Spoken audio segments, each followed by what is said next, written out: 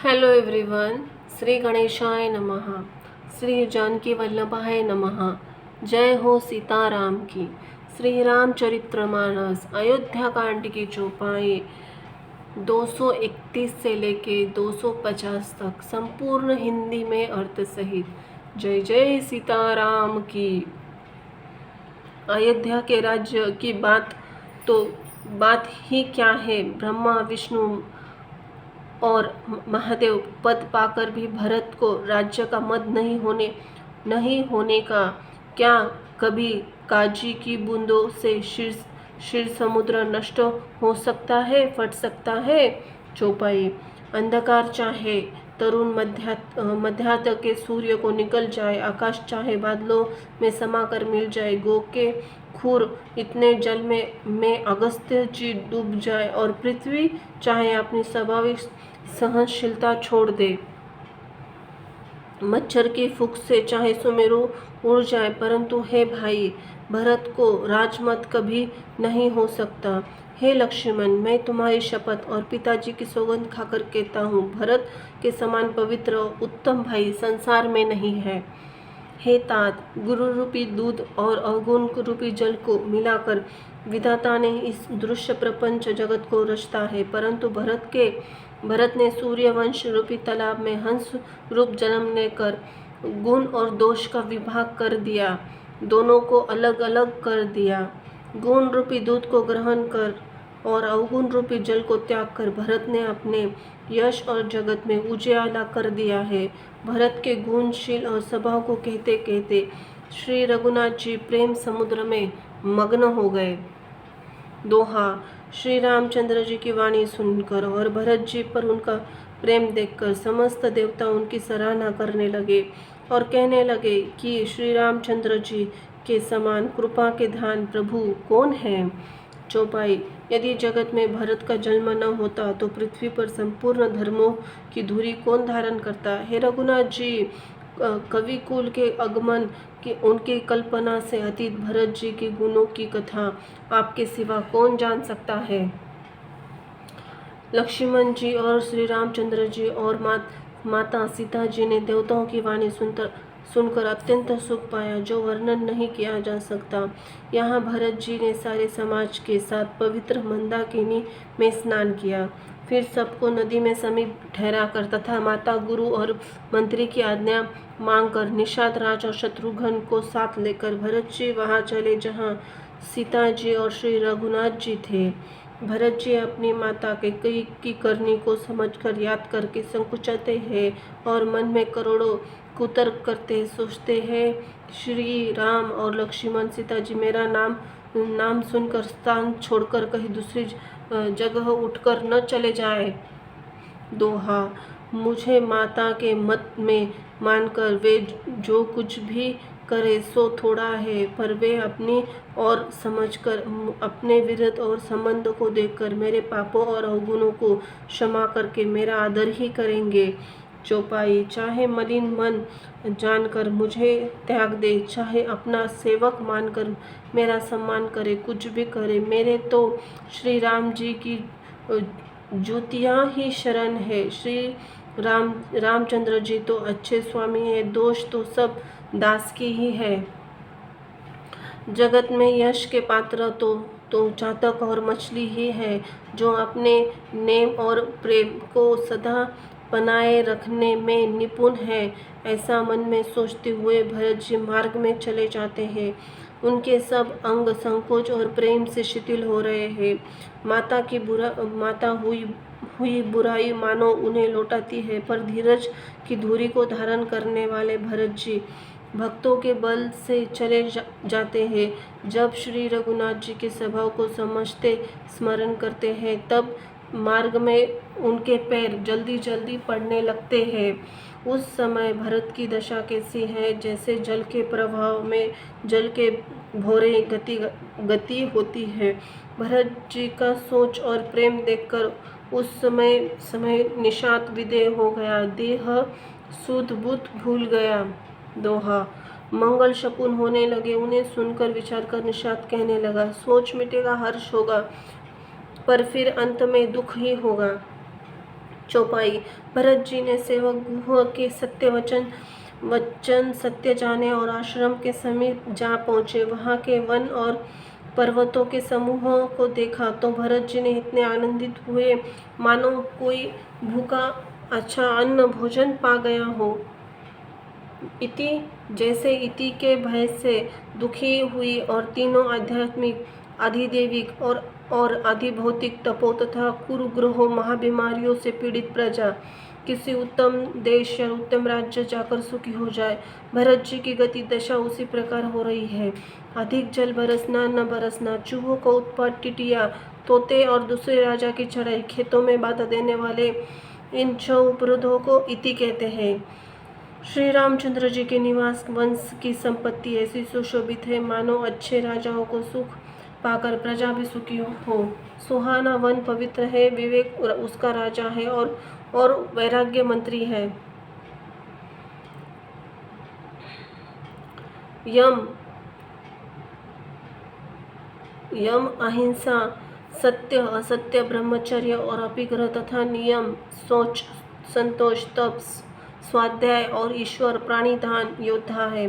पर्वत राजधानी है, शांति तथा सुबुद्धि दो सुंदर पवित्र रानियां है। वह श्रेष्ठ राजा राज्य के सब अंगों से पूर्ण है और श्री रामचंद्र जी के चरणों में आश्रित रहने उसके चित्त के चाव, आनंद, उत्साह है। स्वामी, अमात्य, सुदय, कोश, राष्ट्र, दुर्ग और सेना राज्य के 7 अंग है। दोहा, मोह रूपी राजा को सेना सहित जीतकर विवेक रूपी राजा निष्कटक राज्य कर रहा है।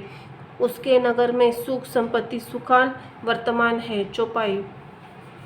वन रूपी प्रांतों में जो मुनियों के बहुत से निवास स्थान हैं, वही मानव शहरों, नगरों, गांवों और खेड़ों का समूह है। बहुत से विचित्र पक्षी, अनेकों पक्षियों को मानव प्रजाओं का समाज है जिसका वर्णन नहीं किया जा सकता।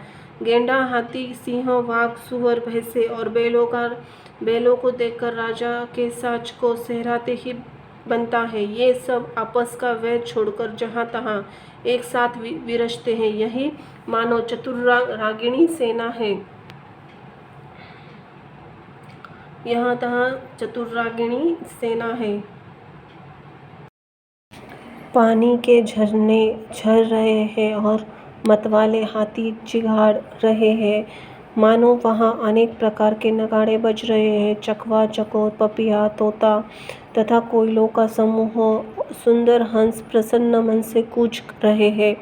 बहारों के समूह गुजार कर रहे हैं और मोर नाच रहे हैं।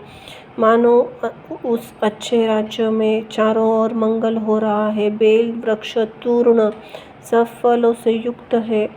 सारा समाज आनंद और मंगल में मूल बना रहा है। दोहा, श्री राम जी के पर्वत पर शोभा देखकर भरत जी के हृदय में अत्यंत प्रेम हुआ। जैसे तपस्वी नियम और समाप्ति होने पर तपस्या फल पाकर सुखी होता है। चौपाई।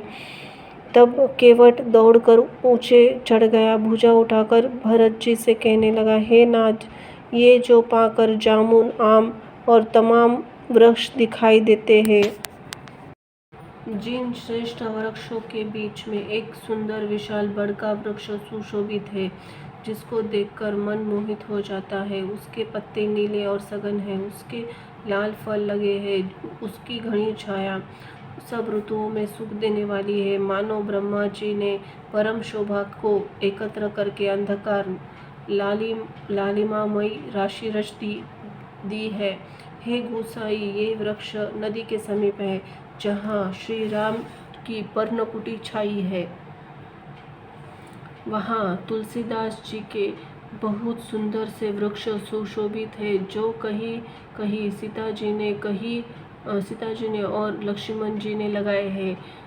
इसी बड़ की छाया में सीता जी ने अपने कर कमलों से सुंदर वेदी बनाई है। दोहा, जहाँ सुजान श्री राम जी राजा मुनि सीता राम जी मुनियों के वृंद समेत बैठकर नित्य शास्त्र वेद पुराणों के सब कथा इतिहास सुनते हैं। चौपाई। सखा के वचन सुनकर वृक्षों को देखकर भरत जी के नेत्रों में जल उमड़ आया। दोनों भाई प्रणाम करते हुए चले।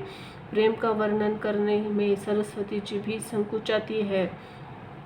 श्री रामचंद्र जी के चरण चिन्ह देखकर दोनों भाई ऐसे हर्षित होते हैं मानो दरिद्र को पारस पा गया हो। वहाँ की रज को मस्तक पर रखकर हृदय में नेत्रों में लगाते हैं और श्री रघुनाथ जी के मिलने का समान सुख पाते हैं। भरत जी की अत्यंत अवर्चनीय दशा देखकर वन के पशु पक्षी जड़ वृक्षादि जीव में प्रेम मग्न हो गए। प्रेम के विशेष वश होने से सखा निषाद राज को भी रास्ता भूल गया। तब देवता सुंदर रास्ता बताकर फूल बरसाने लगे। भरत के प्रेम इति स्थिति देखकर सिद्ध और साधक लोग भी अनुराग से रस भर गए। उनके स्वाभाविक प्रेम की प्रशंसा करने लगे। यदि इस पृथ्वी के तल पर भरत का जन्म अथवा प्रेम से न होता तो जड़ का चेतन और चेतन को जड़ कौन करता। दोहा। प्रेम पर अमृत है, विरह पर मंदारचल पर्वत है। भरत जी गहरे समुद्र है, कृपा के समुद्र। श्री रामचंद्र जी ने देवता और साधुओं के हित के लिए स्वयं इस भरत रूपी गहरे को समुद्र को अपने विरह रूपी मंदारचल से मत कर यह प्रेम रूपी अमृत को प्रकट किया है। चौपाई। सखा निषादराज सहित इस मनोहर जोड़ी को सघन वन की आड़ के कारण लक्ष्मण जी देख नहीं पाए। भरत जी ने प्रभु श्री रामचंद्र जी के समस्त सुमंगलों के धाम और सुंदर पवित्र को आश्रम को देखा।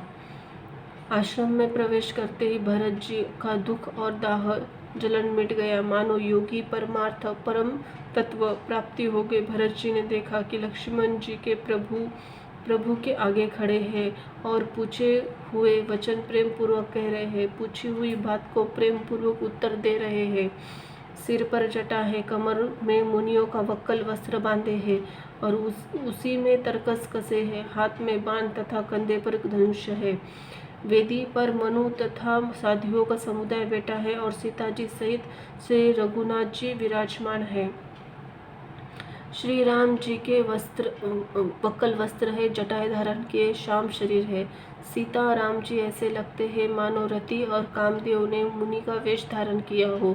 श्री राम जी के अपने करों कमलों से मनुष्य का बांध फेर रहे हैं। हंसकर देखते ही जी की जलन हर लेते हैं, अर्थात जिसकी ओर भी एक बार हंसकर देखते हैं उसको परम आनंद की शांति मिल जाती है। दोहा। सुंदर मुनि मंडली के बीच सीता जी रघुकुल चंद्र और श्री रामचंद्र जी ऐसे सुशोभित हो रहे हैं मानो ज्ञान सभा में साक्षात भक्ति सच्चिदानंद शरीर धारण करके विराजमान है। चौपाई। छोटे भाई शत्रुघ्न और सखा निषाद राज भरत जी का मन में प्रेम मग्न हो रहा है।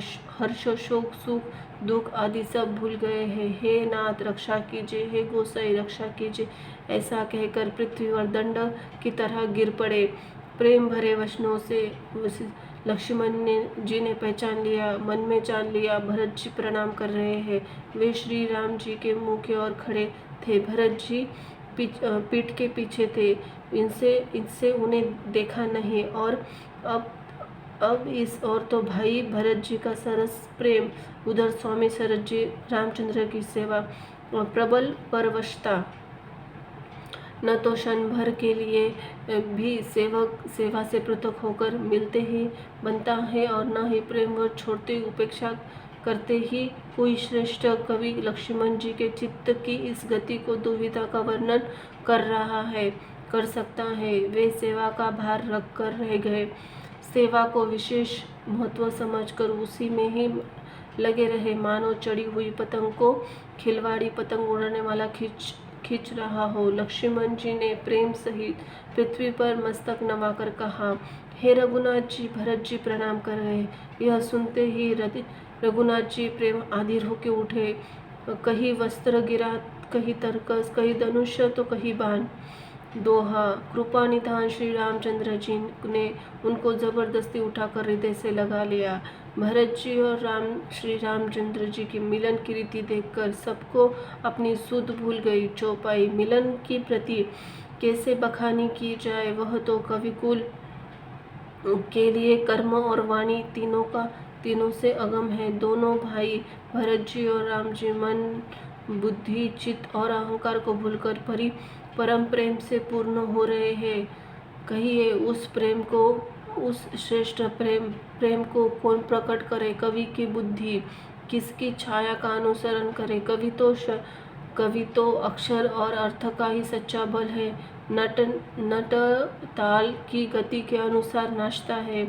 भरत जी और श्री रघुनाथ जी का प्रेम अगम्य है। जहाँ ब्रह्मा विष्णु महादेव का भी मन नहीं जा सकता, उस प्रेम को कुबुद्धि किस प्रकार कहूँ?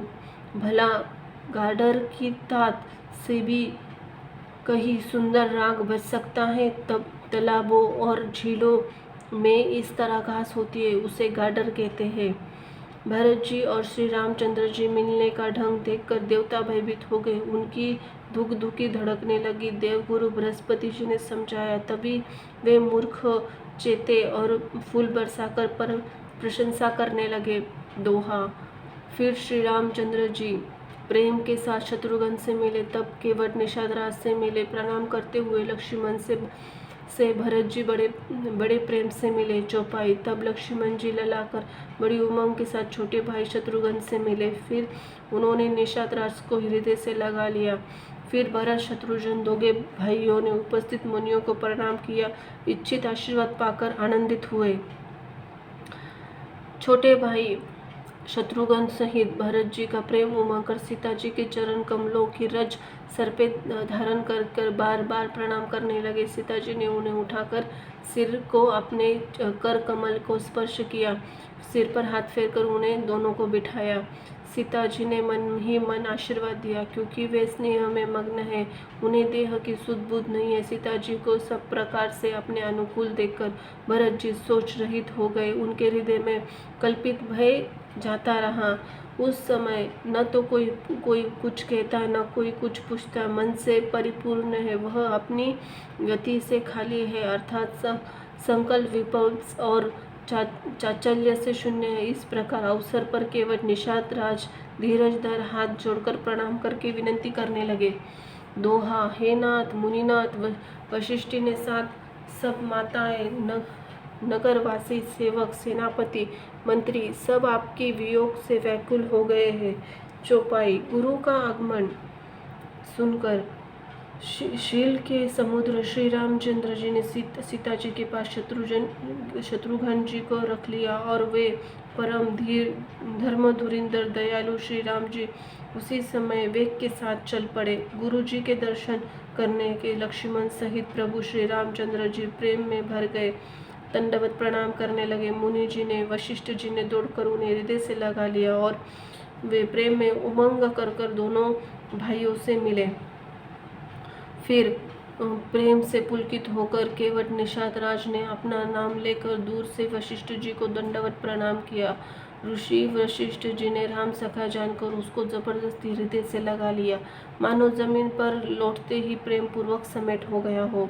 श्री रघुनाथ जी की भक्ति सुंदर मंगलों का मूल है, इस प्रकार कहकर सराहना करते हुए देवता आकाश से फूल बरसाने लगे। वे कहने लगे, जगत में इसके समान सर्वथा नीच कोई नहीं, और वशिष्ठ जी के समान बड़ा कौन है। दोहा। जिस निषाद को देखकर मुनिराज वशिष्ठ ने लक्ष्मण जी से भी अधिक उनसे आनंदित होकर मिले, यह सब सीतापति श्री रामचंद्र जी के भजन का प्रत्यक्ष प्रताप और प्रभाव है। चौपाई। दया की खान और सुजान भगवान श्री रामचंद्र जी ने सब लोगों को दुखी मिलने के लिए व्याकुल जाना, तब जो जिस भाव से मिलने की अभिलाषा था उसका उस प्रकार रुख रखते हुए उसी रुचि के अनुसार उसने लक्ष्मण सहित पल भर में सब किसी को मिलकर उनसे दुख और कठिन संताप को दूर किया। श्री रामचंद्र जी के लिए यह कोई बड़ी बात नहीं है। जैसे करोड़ों घड़ों में एक सूर्य की पृथक पृथक एक छाया एक साथ दिखती हो, समस्त पूर्ववासी प्रेम में उमंग कर केवट से मिले उसके भाग्य की सराहना करते हैं। श्री रामचंद्र जी ने सब माताओं को दुखी देखा, मानो सुंदर लताओं की पंक्तियों को पाला मार गया हो। सबसे पहले राम जी कई से मिले और अपने सरल स्वभाव तथा बुद्धि से उसकी बुद्धि को तर कर दिया। फिर चरणों में गिरकर काल कर्म विधाता के सिर का दोष मनकर श्री रामचंद्र जी ने उनको सांत्वना दी। दोहा। फिर रघुनाथ जी माताओं से मिले, सब माताओं से मिले। उन्होंने सबको समझा बुझाकर संतोष किया। हे माता, जगत ईश्वर के अधीन है, किसी को दोष नहीं देना चाहिए। फिर दोनों भाइयों ने ब्राह्मणों स्त्रियों सहित जो भरत जी के साथ आई थी, गुरु जी की पत्नी अरुंधति जी के चरणों की वंदना की और उन सबका गंगा जी तथा गौरी जी के समान सम्मान किया।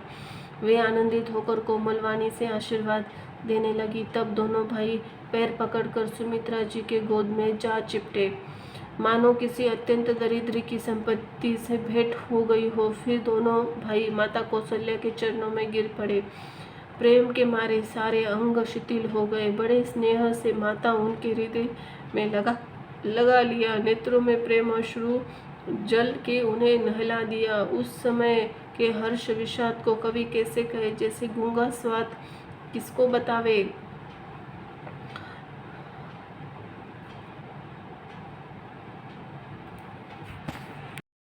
श्री रघुनाथ जी के भाई छोटे भाई लक्ष्मण सहित माता कौशल्या से मिलकर गुरु से कहा कि आश्रम पर पधारिए। तदनंतर मुनीश्वर वशिष्ठ जी की आज्ञा पाकर अयोध्यावासी सब लोग जल थल सुविधा को देखकर उतर गए। दोहा।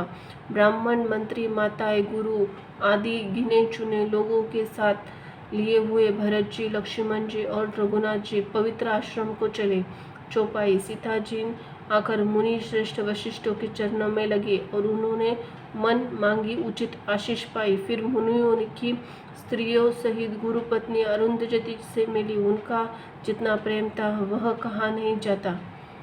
सीता जी ने सभी के चरण की अलग अलग वंदना करके अपने हृदय को अनुकूल लगने वाले आशीर्वाद पाए। जब सुकुमारी पिता सीता जी ने सब सासुओं को देखा, तब उन्होंने सहम कर अपनी आंखें बंद कर ली।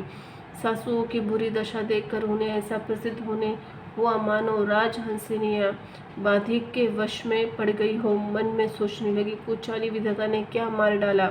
उन्होंने भी सीता जी को देखकर बड़ा दुख पाया। सोचा, कुछ देव सहाय, वह ही सब सहना पड़ता है। तब जानकी जी ने हृदय में धीरज धरकर नीलकमल के समान नेत्रों में जल भरकर सब सासुओं से जाकर मिली। उस समय पृथ्वी पर करुणा रस छा गई। दोहा। सीता जी के सबके पैरों पे लग कर अत्यंत प्रेम से मिल रही है और सब सासुएं स्नेहवश हृदय से आशीर्वाद दे रही है कि तुम सुहाग से भरी रहो अर्थात सदा सौभाग्यवती रहो। सीता जी और सब रानियां। चौपाई। सीता जी और सब रानियां स्नेह से व्याकुल हो रही है। तब ज्ञानी गुरु ने सबको बैठ जाने के लिए कहा। फिर मुनिनाथ वशिष्ठ ने जगत की गति मयि कहकर, अर्थात जगत ही माया है, इसमें कुछ भी नित्य नहीं है, ऐसा कहकर कुछ परमार्थ की कथाएं बातें कही। तदनंतर वशिष्ठ जी ने राजा दशरथ जी के स्वर्ग के गमन की बात सुनाई, जिससे सुनकर रघुनाथ जी ने दुख पाया और अपने प्रति उनके स्नेह को उनके मरने का कारण विचार कर धीर धुरंधर श्री रामचंद्र जी व्याकुल हो गए। वज्र के समान कठोर कड़वी वाणी सुनकर लक्ष्मण जी, सीता जी और सब रानियां विलाप करने लगी। सारा समाज शोक और अत्यंत व्याकुल हो गया, मानो राजा आज ही मरे हो। फिर मुनि श्रेष्ठ वशिष्ठ जी ने श्री राम जी को समझाया। तब उन्होंने समाज सहित श्रेष्ठ नदी मंदाकिनी में स्नान किया। उस दिन प्रभु श्री रामचंद्र जी ने निर्जल व्रत किया। मुनि वशिष्ठ जी ने इनके कहने पर भी किसी ने जल ग्रहण नहीं किया। दोहा। दूसरे दिन सवेरे होने पर मुनि वशिष्ठ जी ने श्री रघुनाथ जी को जो आज्ञा दी, वह सब प्रभु की श्री रामचंद्र जी की ने श्रद्धा भक्ति सहित आदर के साथ किया। चौपाई। वेदों में जैसा कहा गया है, उसी के अनुसार पिता की क्रिया करके पाप रूपी अंधकार को नष्ट करने वाले सूर्य रूप श्री रामचंद्र जी शुद्ध हुए, जिनका नाम पाप रूपी रुई के तुरंत जला डालने के लिए अग्नि है और जिनका स्मरण मात्र शुभ मंगलों का मूल है। वे नित्य शुद्ध बुद्ध भगवान श्री रामचंद्र जी शुद्ध हुए। साधुओं की ऐसी सम्मति है कि उनका शुद्ध होना वैसे ही जैसे तीर्थों के आह्वान से गंगा जी शुद्ध होती है। गंगा जी तो स्वभाव में ही शुद्ध है, उनमें जिन तीर्थों का आह्वान किया जाता है उल्टे वे ही गंगा जी के संपर्क में आने से शुद्ध हो जाती है। इसी प्रकार सच्चिदानंद रूप श्री राम तो नित्य शुद्ध है, उसके सत्संग में कर्म शुद्ध हो गए। जब वो शुद्ध हुए 2 दिन बीत गए, श्री रामचंद्र जी के प्रति के साथ गुरु जी बोले, हे नाथ, सब लोग यहाँ अत्यंत दुखी हो रहे हैं, कंद मूल फल और जल आहार करते हैं। भाई शत्रुघ्न सहित भरत को, मंत्रियों और माताओं को देखकर मुझे एक एक पल एक युग के समान बीत रहा है। अंत सबके साथ आप अयोध्या पूरी पधारिए, लौट जाइए। अब आप यहाँ राजा अमरावती के स्वर्ग में है, अयोध्या सुनी है। मैंने बहुत कह डाला, यह सब बड़ी ढिठाई है। हे गोसाई, जैसा उचित हो वैसा कीजिए। दोहा। वशिष्ठ जी ने कहा, हे राम, तुम धर्म के सेतु और दया के धाम हो, तुम भला ऐसा क्यों ना हो। लोग दुखी है, 2 दिन तुम्हारा दर्शन कर शांति लाभ कर ले, 2 दिन तुम्हारा दर्शन कर शांति लाभ ले। चौपाई। श्री रामचंद्र जी के वचन सुनकर सारा समाज भयभीत हो गया, मानो बीच समुद्र जहाज डगमगाया हो। परंतु जब उन्होंने गुरु वशिष्ठ जी की श्रेष्ठ कल्याणमूलक वाणी सुनी तो उस जहाज में मानो हवा अनुकूल हो गई। सब लोग पवित्र पयवसनी नदी के पवित्र जल में तीनों समय सवेरे दोपहर सायंकाल स्नान करते हैं, जिसके दर्शन से ही पापों का समूह नष्ट हो जाता है। मंगल मूर्ति श्री रामचंद्र जी को दंडवत प्रणाम कर करके उनके नेत्रों में जल भर के रखते हैं। सब श्री रामचंद्र जी के पर्वत कामत गिरी और वन को देखने जाते हैं, जहाँ सभी सुख है, सभी दुखों का अभाव है। झरने अमृत के समान जल झरते हैं और 3 प्रकार की शीतल मंद सुगंध हवाओं का प्रकार के आध्यात्मिक आदि भौतिक आदि दैविक तापों को हर लेती है।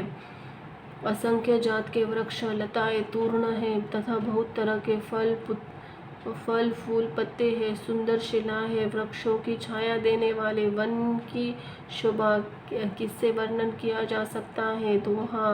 तालाबों में कमल खिल रहे हैं, जल के पक्षी कूच कर रहे हैं, भौरे गुंजार कर रहे हैं और बहुत रंगों के पशु पक्षी वनों में वैर रहित होकर विहार कर रहे हैं। चौपाई।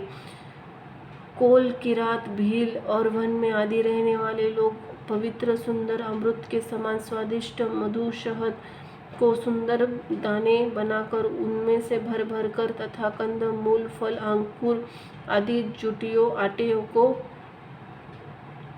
सबको विनय प्रणाम करके उन चीज़ों को अलग अलग स्वाद भेद प्रकार गुण नाम बता कर देते हैं। लोग उनका बहुत दाम लेते हैं, पर वे नहीं लेते और लौटा देने में श्री राम जी की दुहाई देते हैं। प्रेम में मग्न होने कोमल वाणी से कहते हैं कि साधु लोग को पहचान कर उनका सम्मान करते हैं, अर्थात आप साधु हैं, आप हमारे प्रेम को देखिए। दाम देखकर वस्तु लौटाकर हमारे प्रेम का तिरस्कार न कीजिए। आप पुण्य आत्मा है, हम निषाद है। श्री रामचंद्र जी की कृपा से ही हमने आप लोगों का दर्शन पाए हैं। हम लोगों को आपके दर्शन बड़े ही दुर्लभ है, जैसे मरुभूमि के लिए गंगा जी की धारा दुर्लभ है। देखिए, कृपालु श्री रामचंद्र जी ने निषाद पर ऐसी कृपा की है, जैसे राजा वैसे ही उनका परिवार और प्रजा भी होना चाहिए। दोहा। हृदय में ऐसा जानकर संकोच छोड़कर हमारा प्रेम देखकर कृपा कीजिए। हमको कृतार्थ करने वाले के लिए फल तूर्ण और अंकुर लीजिए। चौपाई। आप प्रिय पहुने वन में पधारे हैं, आपकी सेवा करने हमारे भाग्य नहीं है। हे स्वामी, हम आपको क्या देंगे। भीलों की मित्रता बस ईंधन लकड़ी और पत्तों तक है, हमारी तो यही भारी सेवा है। हम आपको कपड़े और बर्तन चुरा लेते हैं। हम लोग जड़ जड़ जीव है, जीवों की हिंसा करने वाले कुटिल कुचाली कुबुद्धि को जाती है। हमारे दिन रात पाप करते बीतते हैं तो भी न तो हमारे कमर में कपड़ा है और ना ही पेट भरते हैं। हमसे स्वप्नों में भी कभी धर्म बुद्धि कैसे? यह तो सब श्री रघुनाथ जी के दर्शन का प्रभाव है। सब प्रभु के चरण कमलों को देखिए, तब से हमारे दुख सह दुख दोष मिट गए। वनवासियों के वचन सुनकर अयोध्या के लोग प्रेम में भर आए, उनके भाग्य की सराहना करने लगे। छंद सब उनके भाग्य की सराहना करने लगे और प्रेम से वचन सुनने लगे। उन लोगों को बोलने मिलने का ढंग तथा श्री सीताराम जी चरणों का प्रेम देखकर सब सुख पा रहे हैं। उन भीलों कोलों की वाणी सुनकर सभी नर नारी अपना प्रेम निरादर करते उसे धिक्कार देते हैं। तुलसीदास जी कहते हैं कि रघुवंशी मणि श्री रामचंद्र जी की कृपा है कि लोहा नौका को